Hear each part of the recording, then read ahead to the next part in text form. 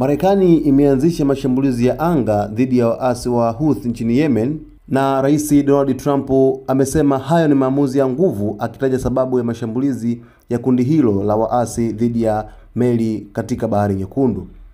Rais Trump aliandika katika jukwaa lake la kijamii la Ukweli kwa kusema kwamba wakifadhiliwa na Iran, majambazi wa Houthi wamerusha makombora kwa ndege za Marekani na kulenga wanajeshi wetu na washirika.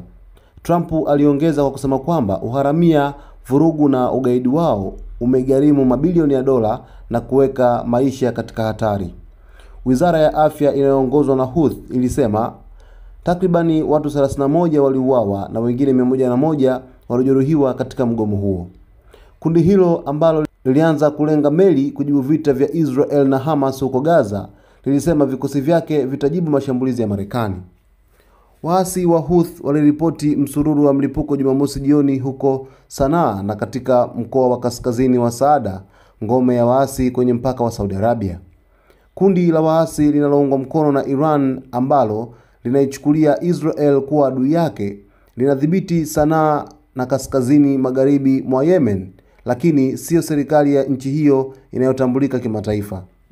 Picha ambazo hazijathibitishwa zinaonyesha moshi mwingi mweusi kwenye eneo la uwanja wa ndege wa Sanaa unaojumuisha kituo cha kijeshi.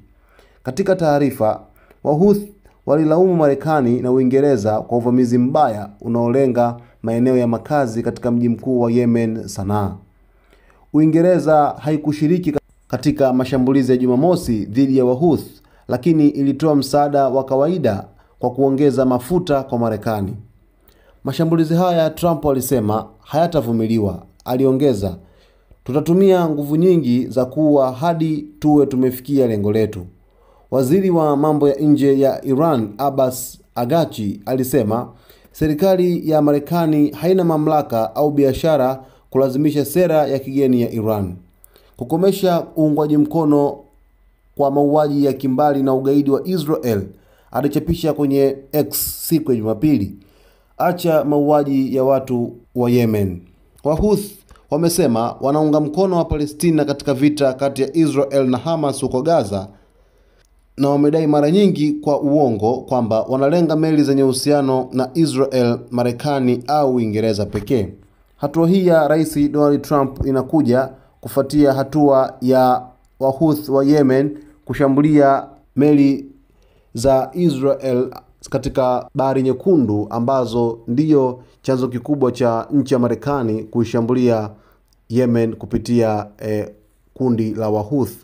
Sasa taarifa hii ambayo inalenga kabisa mtifuano mkali baina ya Marekani na Wahouthi inachukua taswira kubwa kabisa kufuatia mapigano ambayo yanazidi kuendelea huko Gaza baina ya Hamas pamoja na jeshi la Israel, ambapo mpaka sasa Hamas pia imetangaza kushirikiana na Wahouthi kwa ajili ya kuweza kuishambulia Israel katika nyakati zote katika mzozo huu mkubwa kabisa au mgogoro huu wa kidiplomasia.